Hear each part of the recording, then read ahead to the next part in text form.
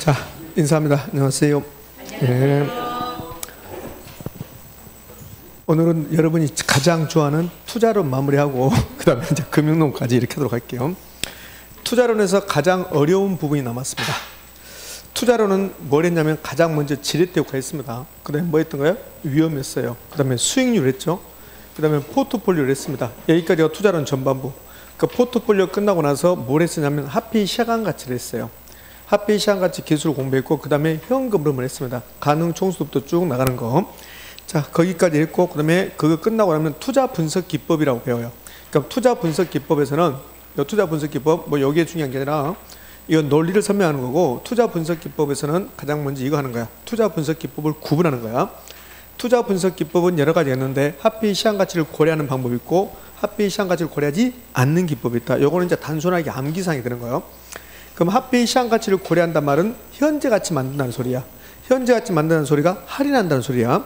그럼 여기에 5가지가 있다. 외우는 겁니다. 순형가법, 수익성지수법, 내부수익률법. 요걸 순수내라 하고 그 다음에 연평균 수형가법, 현가의수기한법. 요 5가지가 하피 시장가치 고려하는 방법. 시험은 하피 시장가치 고려하는 방법에 뭐가 있습니까? 이렇게 물어봐요. 그럼 여기 5가지가 하피 시장가치 고려하는 방법. 그럼 하피 시장가치 고려하는 방법을 다른 말로 할인기법이라고 하고, 그럼 하피 시장가치 고려하지 않는 방법을 비할인기법이라고 그래요. 그럼 하피 시장가치 고려하지 않는 방법이 이렇게 나온단 말이에요. 요 하피 시장가치 고려하지 않는 방법을 외우는 게 아니라 하피 시장가치를 고려하는 방법을 외우는 거야. 그 작년 시험 지문은 작년 이제 지문 줬는데 이렇게 냈어요. 승수법과 수익률법은 시간 가치를 고려한다. 그 시간 가치 고려한다가 하피 시간 가치 고려한다는 소리예요. 그럼 뭡니까? X입니까? X. 네. 됐습니다. 그럼 이 5가지 암기사항인 겁니다. 네. 그러면 이 5가지 암기하고 이 5가지 위에는 하피 시간 가치 고려하지 않는다. 그럼 이 5가지는 할인 기법이다. 할인 현재 가치 만든다. 무엇을? 현금 흐름을. 그래서 이거 펼쳐 쓰면 얘를 뭐라고 하냐면 할인 현재 가치 만들었다는 소리야. 무엇을 현재 가치 만들었다? 현금 수지를 흐름이라고 그래. 할인 현금 수지 분석법 이렇게 부릅니다. 그러면 할인 현금 수지 분석법에는 순수내가 있다. 이렇게 순수내 또는 순수내는 할인 현금 수지 분석법이다. 옳은 지문. 순수내는 미래 현금을 할인하여 투자 분석한다. 옳은 지문. 이렇게. 그럼 여기 있는 것들은 할인하기 때문에 요 밑에 2개는 이름만 알면 되고 요 3가지는 반드시 내용까지 알아야 되고, 여기 있는 거 단순의 수익안법, 회계적 수익률법은 아주 간단한 거고 어쩌다 한 번씩 나오는 거고, 어림셈법하고 비율분석법은 매년 나오는 거고, 지난주에 어림셈법, 승수, 총소득 승수, 순소득 승수 이거 다 했으니까 그다음 오늘은 비율분석법하고 요 순수내 요것만 남았죠. 그럼 비율분석법하고 순수내 반드시 시험에 출제합니다. 그럼 비율분석법은 현금 흐름을 할인하여 투자 분석한다. 비율분석법은 현금 흐름을 할인하여 투자 분석한다. OX? X. 비율분석법은 현금 흐름을 할인하지 않는다. 여기 있는 게 현금 흐름을 할인한다.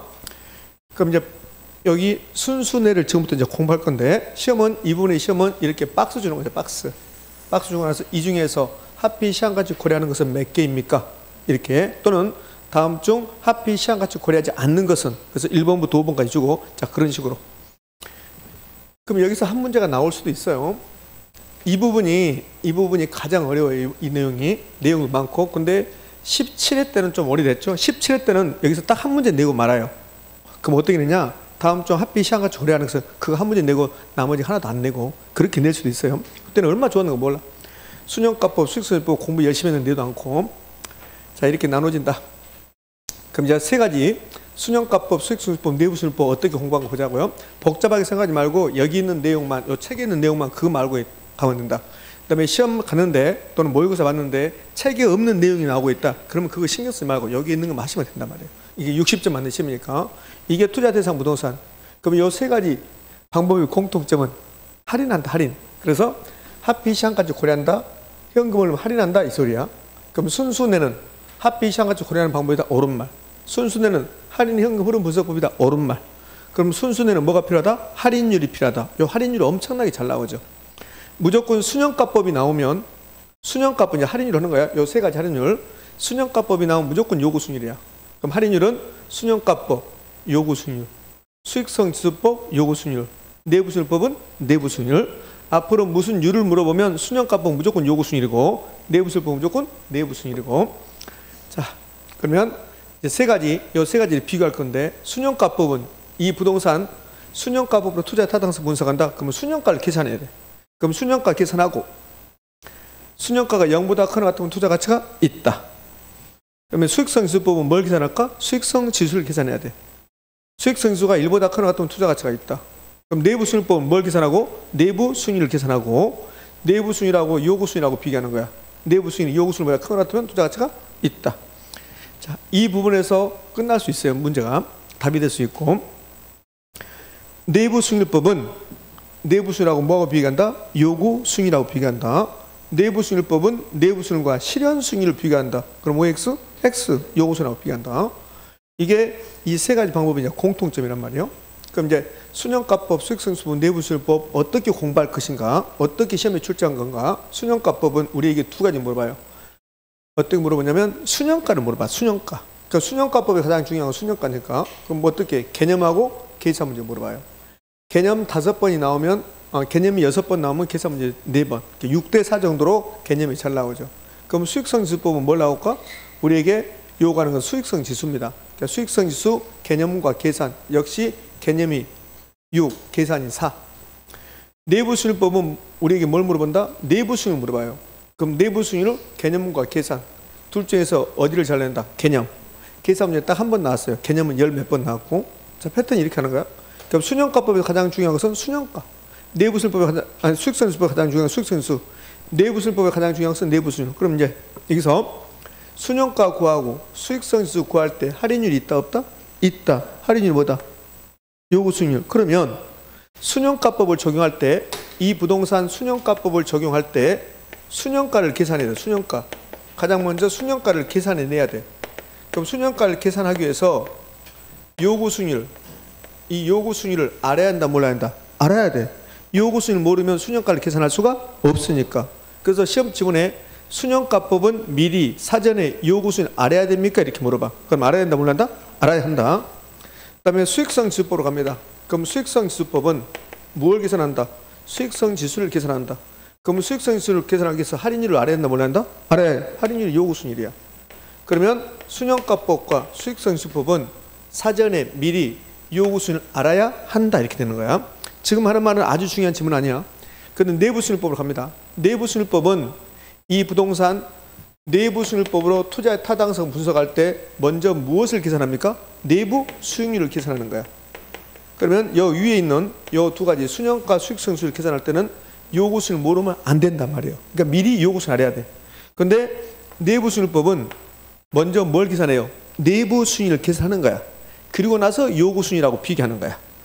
그럼 두 개 순형가하고 수익성 지수는 요구순위를 모르면 순형가 수익성 지수를 계산할 수 없지만, 내부순위법에서는 내부순위를 계산할 때는 요구순위를 알 필요가 있다 없다? 없다.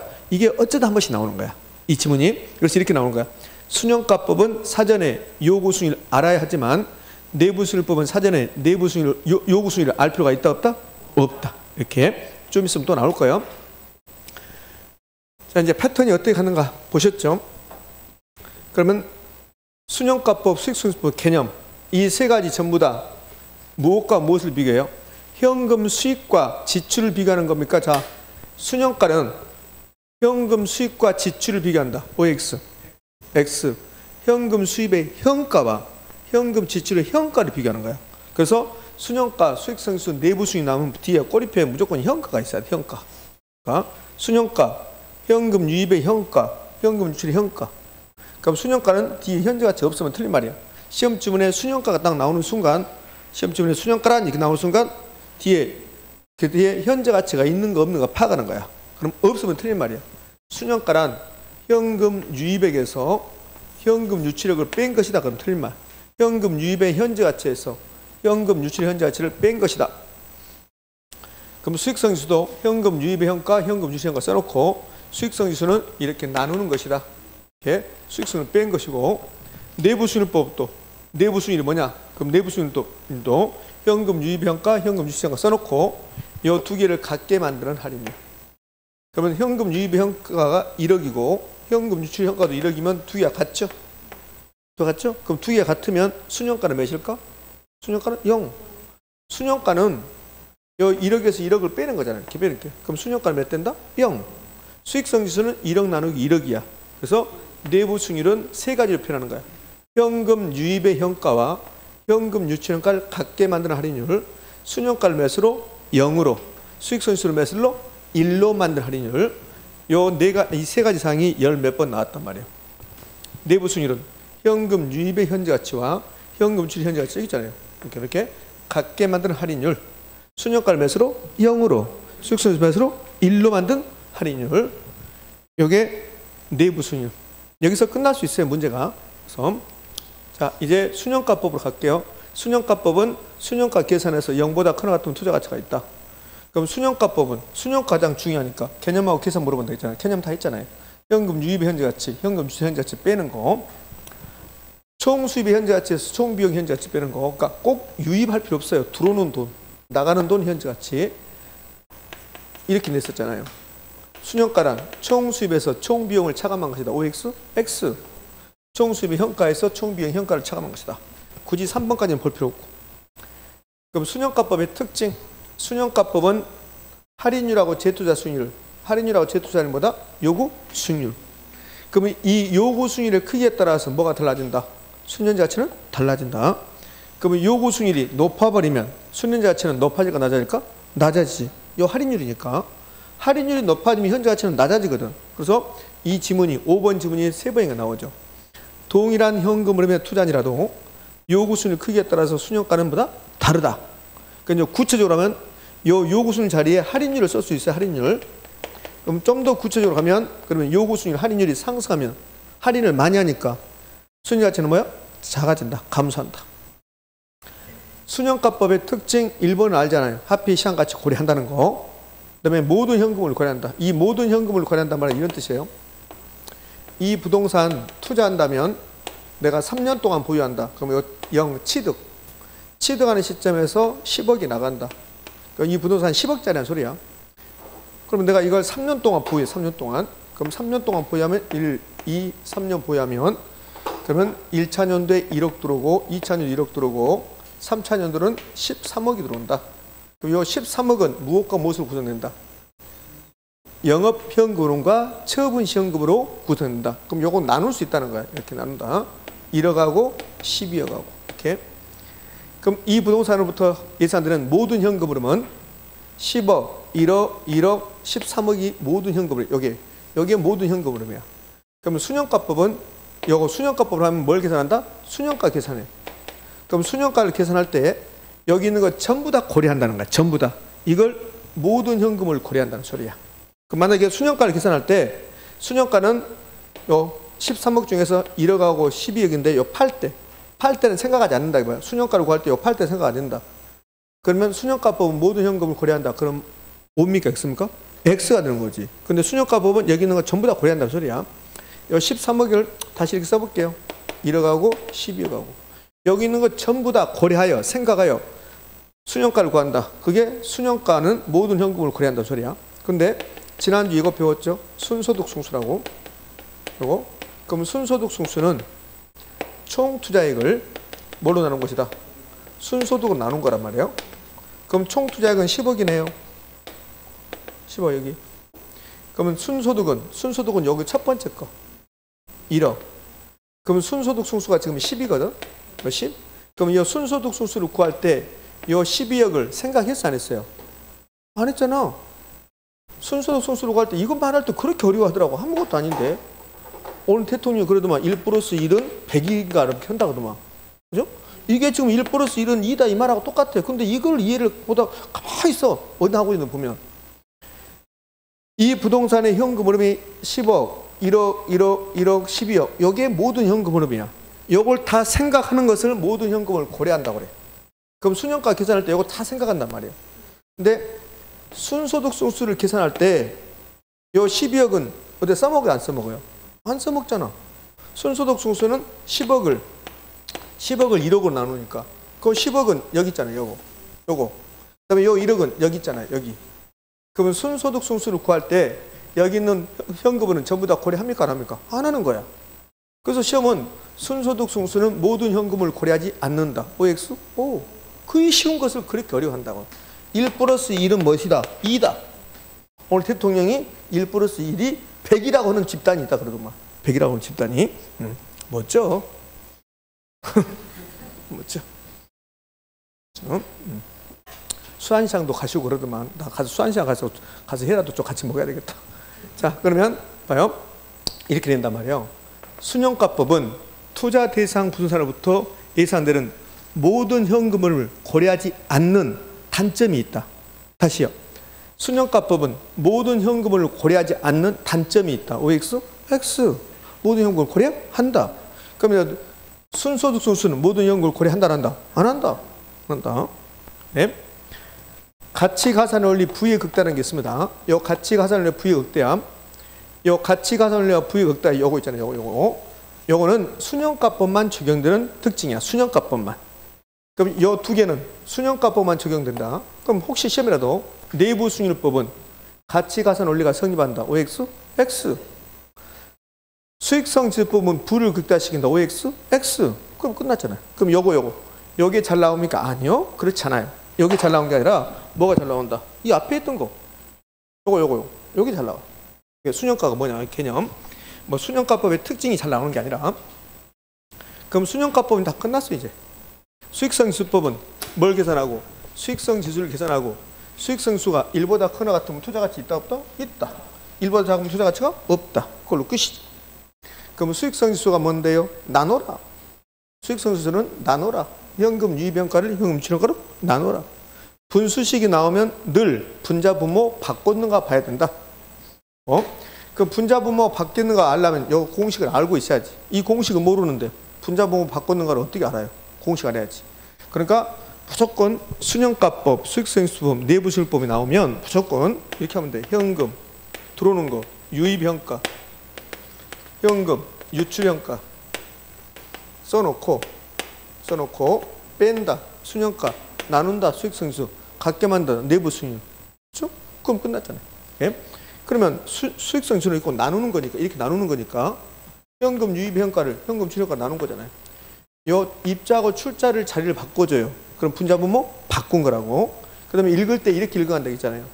수익성 지수는 현금 유입의 평가에 대한 현금 유출의 평가에 대한 유입 평가다. 수익성 지수는 현금 유출, 지출의 평가에 대한 현금 수입, 유입의 평가의 비율이다. 되셨죠? 끝. 그 다음에 수익성 지수법은 할인율이 있습니까? 없습니까? 있어. 그게 뭡니까? 요구 수익률. 그런데 시험은 한 번도 안 냈어. 할인율이 뭐냐고. 내부순위율법은 다 해서 중요한 거. 내부순위율의 개념 계산. 여기에 내부순위율의 기대순위율입니다. 이거. 근데 여기 안 나와. 나오고 내부순위율 그러면 현금 유입평가 요거 했잖아요. 요거. 순형가를 0으로 1로. 그러니까 순형가 뒤에는 무조건 0 나오는 거야. 수익성지수를 1로 0으로 1로. 이게 내부순위율.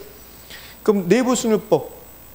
그래서 할인율이 있어야 됩니까? 있어야 되지. 할인율.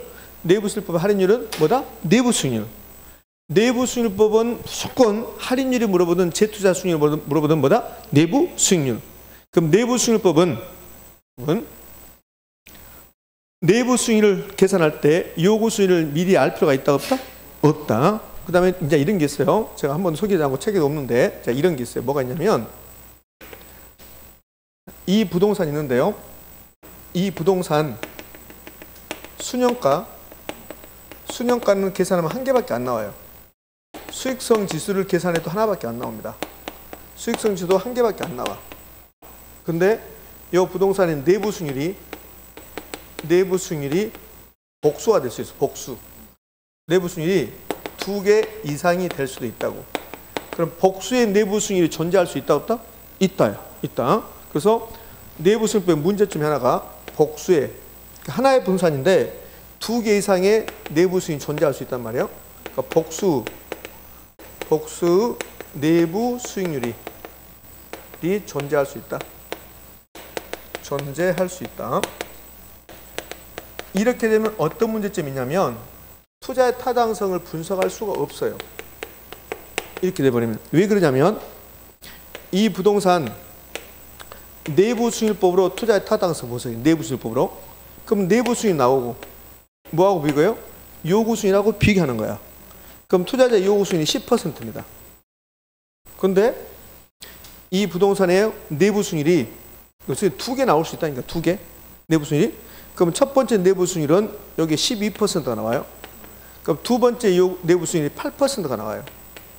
그러면 12%를 내부순위로 하면 투자가치 있어요, 없어요? 있죠. 근데 8% 내버리면 투자가치 있다, 없다? 없다. 그럼 결국은 복수의 내부순위 존재하는 부동산은 내부순위법으로 투자의 타당성을 분석할 수 있다, 없다? 없다. 없죠, 없지. 그래서 내부순위법으로 투자의 타당성을 분석할 수도 없을 수도 있다는 말이에요. 근데 수년가법은 언제나 하나밖에 안 나오니까 투자의 타당성 분석할 수 있고, 그냥 여러분들은 복수의 내부순위율이 존재할 수 있다. 근데 지금부터 하는 것은 왜 그러는가 볼까요?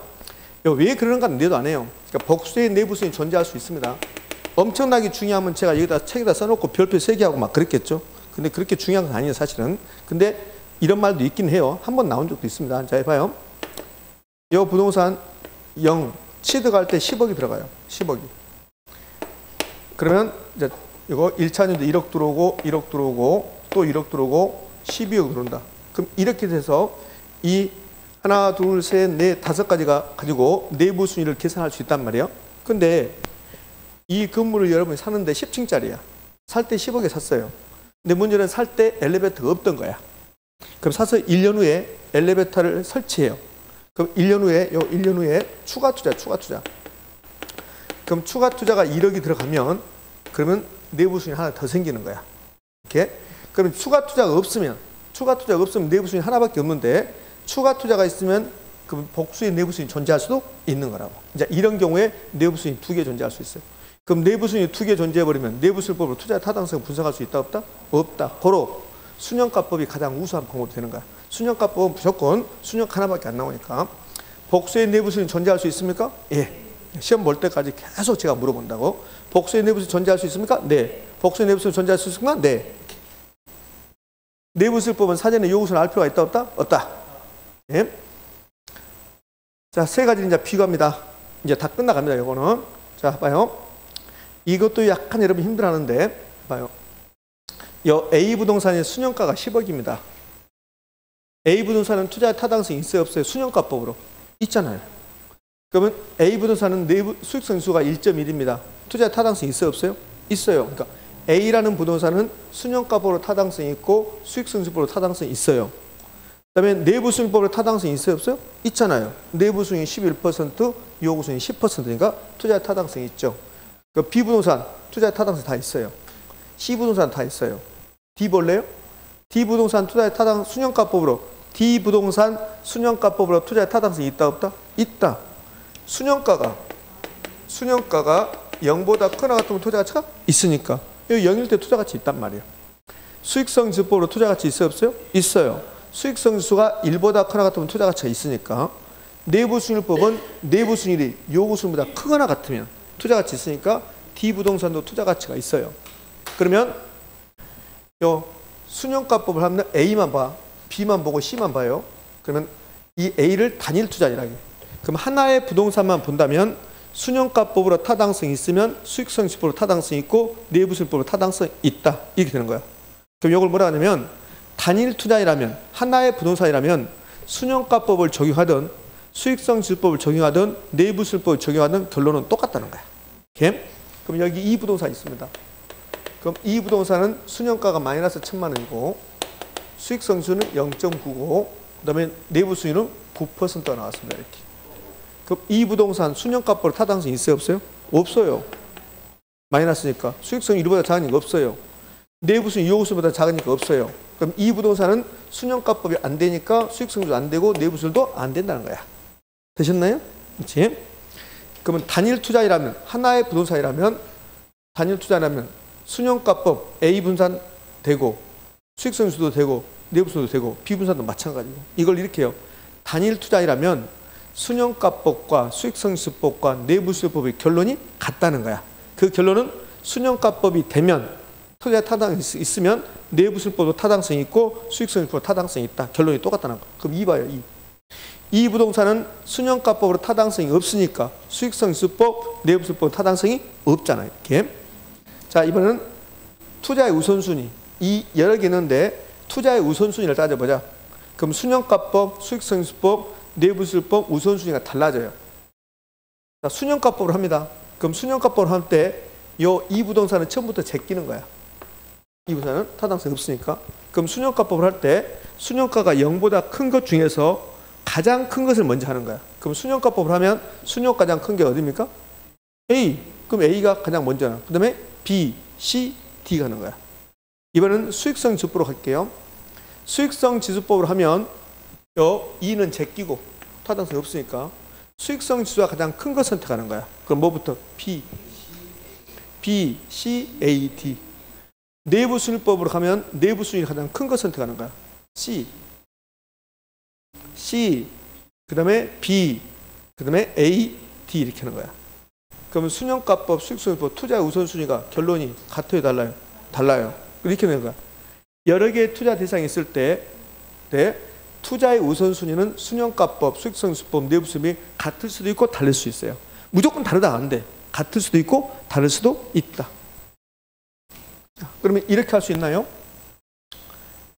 순형가가 0인 부동산은 수익성지수는 1이 된다. OX? O. 순형가가 0인 부동산은 내부순위라고 요구순위 같다. OX? O. 이렇게. 자, 이거 봅시다. 순형가가 0보다 크면 수익성지수는 1보다 크고 내부순위 요구순위가 크고 순형가가 0이면 수익성지수 1이 되고 내부순위 요구순위가 같고 순형가가 0보다 작으면 수익성이 1보다 작고 내부순위 요구순위가 작고 단일 투자의 경우 하나만 보면 순형가법으로 투자 타당성이 있으면 수익성지수법으로 타당성이 있다. 순형가가 0인 단일 투자는 수익성지수 몇이다? 1이다. 상호 배타적인 투자의 경우 투자 우선순위는 순형가법, 수익성지수법, 내부순위 결론이 달라질 수 있다 없다? 있다. 이때 어떤 방법을 했을 때 불을 극대화시킨다? 순형가법을 했을 때 불을 극대화시킨다. 이거 아까 다 봤던 겁니다.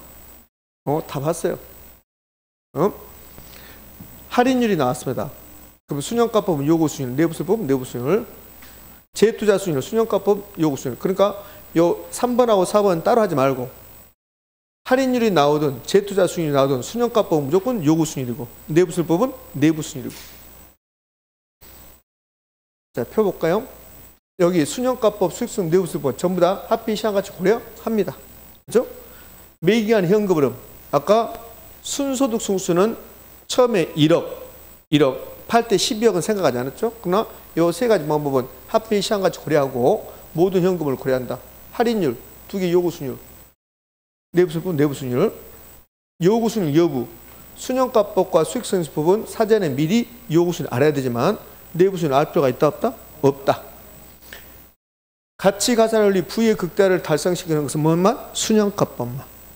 내부순위법과 수익성지수법은 가치가산원리 적용되지 않는 거고 내부순위법은 복수의 내부순위 존재할 수 있다 없다? 있다. 자, 이론적으로 이제 다 끝났습니다. 이제 문제 보게요. 문제집 봐서 문제집 131쪽에 대표표 유형 문제 갑시다. 별것도 없다니까요. 응?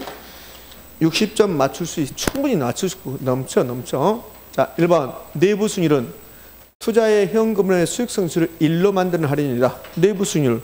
그러면 순형가를 0으로 수익성지수를 1로 만드는 할인율이다. 맞나요?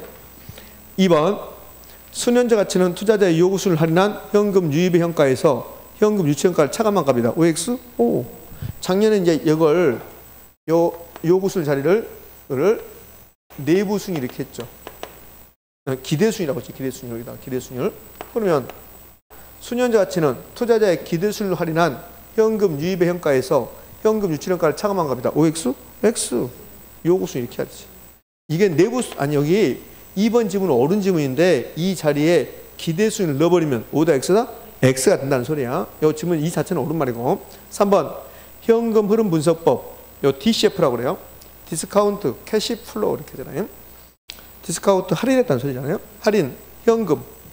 요 디스카운트가 할인, 캐시가 현금, 플로우가 흐름. 이렇게. DCF 메소드 그래요. 방법이라고 해서. 할인 현금 흐름 분석법이란 부동산 투자로부터 발생하는 현금 흐름을 일정한 할인율로 할인하는 투자 의사 결정 기법이다. 맞죠? 그럼 일정한 할인율이 순영가법이면 요구 수익률이고 내부수익법은 내부 수익률이 될 것이고 4번 수익성 지수는 투자로 인해서 발생하는 현금 유출의 현가를 현금 유출 현가, 유입의 현가로 나눈 것이다. 여기에 틀렸잖아요. 분자부 바꿔놨습니다.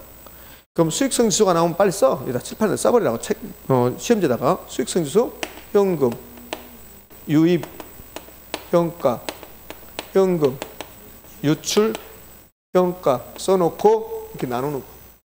그럼 수익성 지수는 유입의 현가를 유출의 현가로 나눈 거야. 근데 여기는 유출의 현가를 유입의 현가를 입자하고 출자를 자리를 바꿔놨어요. 그건 답 몇 번입니까? 4번. 그러니까 요령이라니까. 그러니까 수익성 지수가 이렇게 딱 나오잖아. 이렇게 나오면 두 가지를 확인하는 거야. 수익성 지수가 나오면 먼저 확인할 거. 꼬리표에 현가 있는 거 없는 거 보는 거야. 이렇게. 현가 있는 거 없는 거.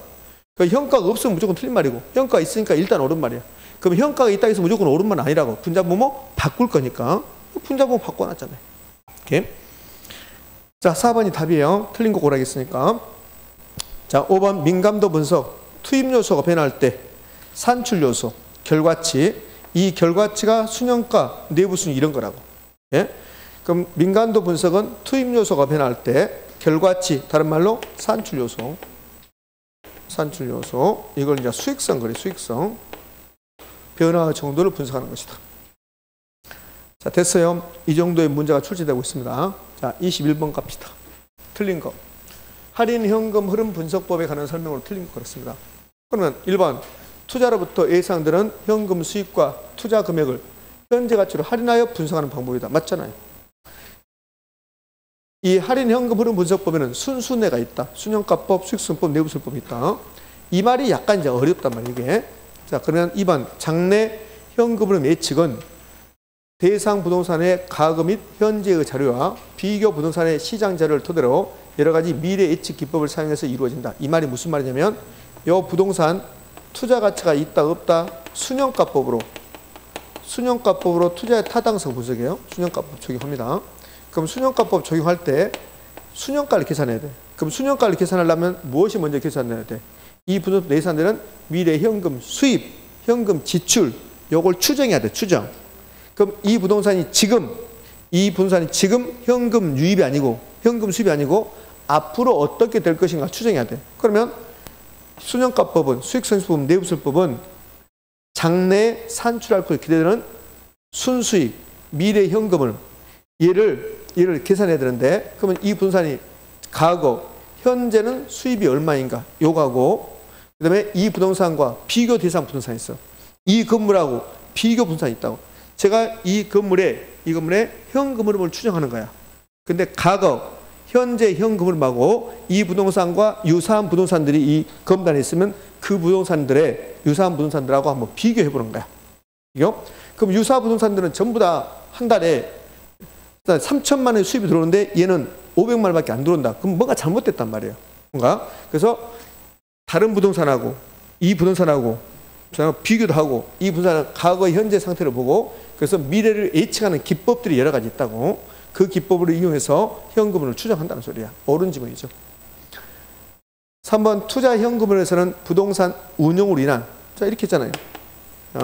여기 0, 10억 나가고 1, 2, 3, 1억 들어오고 1억 들어오고 1억 들어오고 12억 들어온다. 그러면 할인 현금 흐름 분석 보면 여기 있는 거 전부 다 고려한다 안 한다? 한다. 고려한다. 그러면 고려할 때 여기에 운영에서 들어오는 거고 요건 처분에서 들어오는 거고 그러니까 모든 현금을 고려한다. 할인 현금 흐름 분석 보면 모든 현금을 고려한다. 이 말은 보유기간 동안의 현금 흐름과 처분 시 현금을 다 고려한다는 소리야. 그러면 운용으로 인한 영업소득뿐만 아니라 처분할 때 지분복 계획도 현금을 포함한다, 포함하지 포함한다. 예? 이걸 모든 현금을 고려한다고. 근데 순영가법은 아니 순소득 승수는 이거 고려해야 안 해요. 하나잖아요. 12억 고려하지 않는다 했잖아요. 예? 자, 4번 할인 현금 흐름 분석법은 세후 수익률, 종합자본 환원율 및 지분 배당률 등을 투자자의 유혹 수익률을 활용하고 있다. 말도 안 되는 겁니다. 여기 세후 수익률, 종합 환원율, 지분 배당률을 지난주에 어림셈법에서 배운 거야. 어림셈법. 그래서 이 할인 현금 흐름 분석법에서 여기 환원율이라든지 지분 배당률이라든지 세후 수익률하고는 아무런 상관이 없습니다. 그 답이 4번이에요. 4번. 실제로 나왔던 문제입니다. 이건 5번 순영가법, 내부순위법, 수익성지법 등은 현금 흐름을 할인하여 투자 분석하는 방법이다. 5번 지문은 순수내는 할인 현금 흐름 분석법이다. 그 말이잖아요. 22번 문제 형태, 아까 풀었던 문제 21번 이런 문제 형태가 최근에 출제되는 거야. 옳은 거, 아니, 틀린 거 모두 고른 거 그렇습니다. 기억은 봤잖아요. 아까 순수내잖아. 순수내, 순서만 바뀌는 순수내는 할인 현금 흐름 기법에 해당한다. 다른 말로 순수내는 하필 시장같이 고려한다. 이 말이잖아요. 니은 수년제 가치가 1이 되는 단일 투자의 경우 수익성실은 0이 된다. 1과 0이 바뀌었어요. 0이 되는 1이 된다. 이렇게 하지. 자, 틀렸습니다. 자, 디귿 재투자율로 내부순위법과 순영가법에서는 모두 요구순위. 틀렸죠. 내부순위법은 무조건 내부순위. 순영가법은 요구순위를. 회계적 이익률법에서는 이건 아직 안 배웠네. 투자의 이익률이 목표이익률보다 높은 투자 중에서 이익률이 가장 높은 투자를 선택하는. 수익률은 여기 수익률, 이익률하고 수익률하고 똑같은데 수익률이 가장 높은 거 선택한다. 옳은 지문이잖아요. 옳은 지문. 우리가 틀린 거 고르겠어요. 이거 틀렸고 이건 옳은 말이고 옳은 말. 미음. 내부순위법에서는 내부순위가 실현순위 아니라 뭐? 요구순위. 그래서 틀렸습니다. 틀린 것은 니은, 디귿, 미음이네. 자, 복수의 내부순위이 존재할 수 있다 없다? 있다. 복수의 내부순위 존재할 수 있습니다. 내부순위법에서는 사전에 요구순위 알 필요가 있다 없다? 없다. 자, 25번 옳은 것은 그렇습니다. 1번 순영가법은 장래 기대는 소득의 미래가치학계와 미쳐볼 것 같다. 미래가치입니까? 현재가치입니까? 현재가치잖아요. 틀렸잖아요. 2번 여러 투자 내 투자의 우선순위를 결정할 때 순영가치법과 내부순위법 중 어느 방법을 적용하더라도 투자의 우선순위 달라지지 않는다. 달라질 수 있다. 3번 투자 내 내부순위이 0보다 크거나 같을 때는 투자의 타당성이 있다고 판단한다. 내부순위는 0보다 크거나 이거 상관없죠. 순영가가 0보다 크거나 같다 이렇게 하지. 그럼 내부순위는 요구순위하고 비교하지. 이것을 그러니까 3번 질문을 어느 말로 고치려면 요 내부순위 자리를 순영가가 0보다 크거나 같을 때는 투자 가치가 있다고 판단한다. 이렇게 바꿔줘야지. 틀린 말. 자, 우리 옳은 거 고릅니다. 다 틀렸네. 4번 투자자의 요구순위이 내부순위가 작대요. 요구순위이 내부순위가 그럼 내부순위가 큰 거죠. 그럼 투자 타당성이 있다고 판단할 수 있다. 맞나요? 4번이 답이네. 5번 수익성실은 0보다 크면 1보다 크면 투자 타당성이 있다. 그렇지. 이렇게.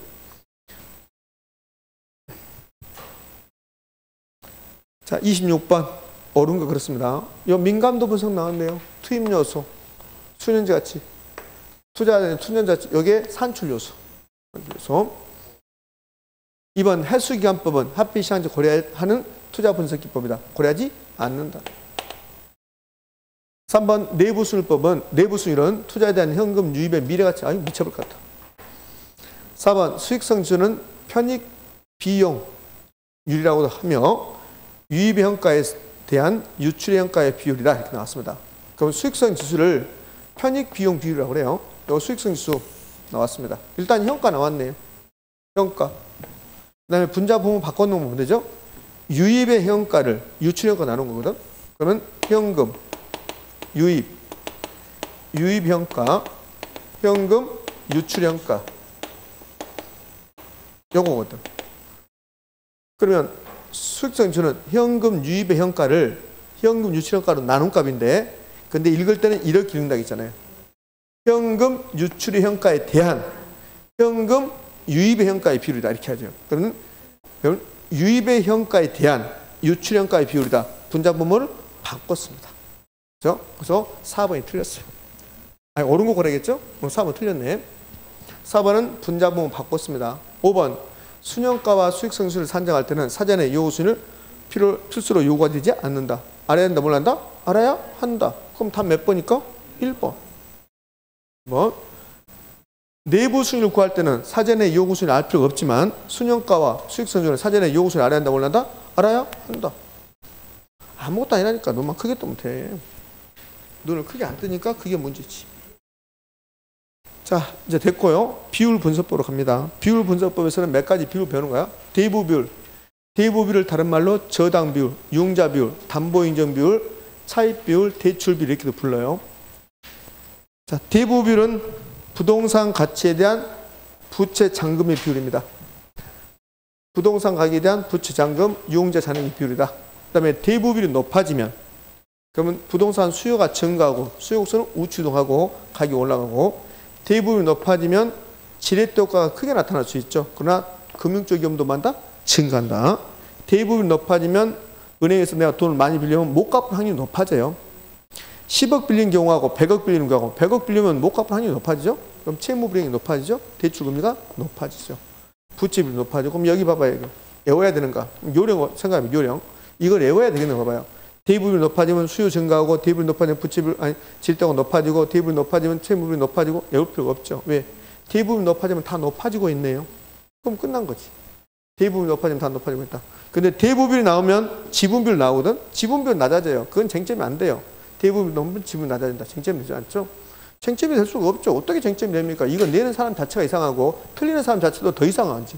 아니 여기에 대부비율이 60이었는데 그럼 내 돈은 40일 거 아닙니까? 여기에 70이 되면 내 돈은 30이지. 하고 나면 이걸 몰라. 밖에 있으면 알아. 하고 나면 지금 뭐지 그런다고. 근데 밖에 있으면 다 알아. 희한하게. 그 요거는 공부거리가 아니죠. 공부거리 아니고. 자, 대부비율 변화했습니다. 그러면 대부비율 변화하면 정부가 대부비율 변화를 통해서 부동산 시장에 개입할 수 있어요. 요걸 간접 개입이라고 그래.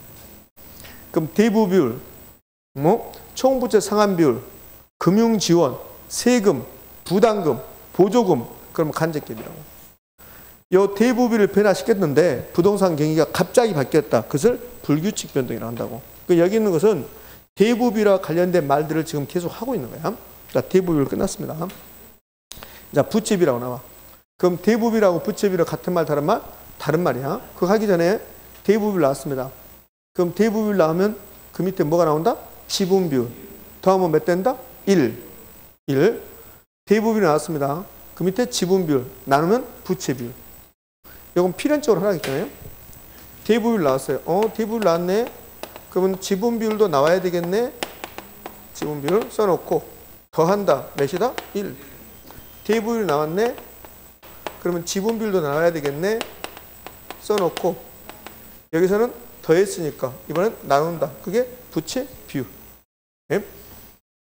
여기 위에 지분비율은 1에서 대부를 뺀다. 그게 뭔 공부거리입니까 저게. 저기 써놓은 자체가 이상한 거지. 자, 이제 부채 비율 갈게요. 부채 비율은 역시 외우지 말아야겠잖아요. 부동산의 결혼은 남의 돈 먼저 쓰고 그 밑에 내 돈 쓰고 이게 다 부채 비율입니다. 타인 자본 그 밑에 자기 자본 나눈 거. 부저당 지분, 부채 자본, 대부비율, 지분비율 나누는 거. 부채 비율. 부채가 나오면 그 밑에 자본 더하면 자산이라 해요. 요건 할 필요도 없고. 자, 부채 감당률. 우리가 지금 배우고 있는 비율 분석법에서 가장 중요한 게 부채 감당률입니다. 부채 감당률. 그럼 이 부채 감당률 수식 알아야 돼. 수식. 부채 감당률 수식. 부채 감당률 수식 값이다. 이 부채 감당률 수식을 모르면 아무것도 안 되는 거야. 그 부채 감당률 수식은 순용업소득을 부채 서비스로 나눈 거야. 요거 알아야지. 그 부채 감당률은 순용업소득으로. 자, 이 부동산 부채 감당률 한번 계산해 보자. 그럼 이 부동산 은행에서 돈 빌려온 거야. 은행에서 돈 안 빌려오면 부채 감당률이 있어요, 없어요? 없어. 돈 안 빌려오면 부채 감당률이 없다고. 그럼 돈 빌려왔어요. 그래서 1년에 내가 은행에다가 부채 서비스 1억을 줘야 돼. 1억을. 근데 저 부동산 순용업소득이 1억 5천이 나오는 거야. 1억 5천. 그 부채 감당이 1.5가 된다고. 그 부채 감당률은 순용업소득으로 부채 서비스에 은행에다 갚아야 될 돈을 감당할 수 있겠는가? 순용업소득으로 부채 서비스를 감당할 수 있는가의 능력을 나타내는 지표란 소리야. 이게. 그래서 공식이 이렇게 되는 거죠. 그래서 부채 감당률은 이제 개념을 설명하면 이 수식 알아야 돼. 그러면 이 수식은 순용업소득을 부채 서비스로 나눈 값이다. 순용업소득 부채 서비스를 감당할 수 있는가를 보는 것이다. 부채 감당률이 여기 1.5다. 그 부채 감당률 1.5라는 소리는 순용업소득이 부채 서비스 몇 배다? 1.5배다. 그 말이지. 이렇게. 그럼 부채 감당률이 1보다 커야 될까 작아야 될까? 커야 돼. 그럼 끝난 거야 이제. 그동안 나왔던 거. 여기 수식 받고 부채 감당률이 1보다 크다. 그러면 부채 서비스보다 순용업소가 크다는 소리예요. 이건 필요 없어요. 그렇고 부채 감당이 1보다 크면 순용업소들 부채 서비스를 감당하기에 충분, 불충분? 충분. 여기는 상한하기에 충분한데 뭐 상한하기나 감당이나 똑같은 말이니까. 그 부채 감당이 1이 되면 순용업소들과 부채 서비스 같고 그때는 세전현금수가 0이 되는 거고. 이건 아직 안 냈죠. 그 부채 감당이 1보다 작대. 그러면 부채 서비스가 1억인데 순용업소 8천밖에 안 나온 거야. 그 부채 감당이 0.8이야. 그 부채 감당이 0.8이면 순용업소들로 부채 서비스에 감당하기에 충분, 불충분? 불충분.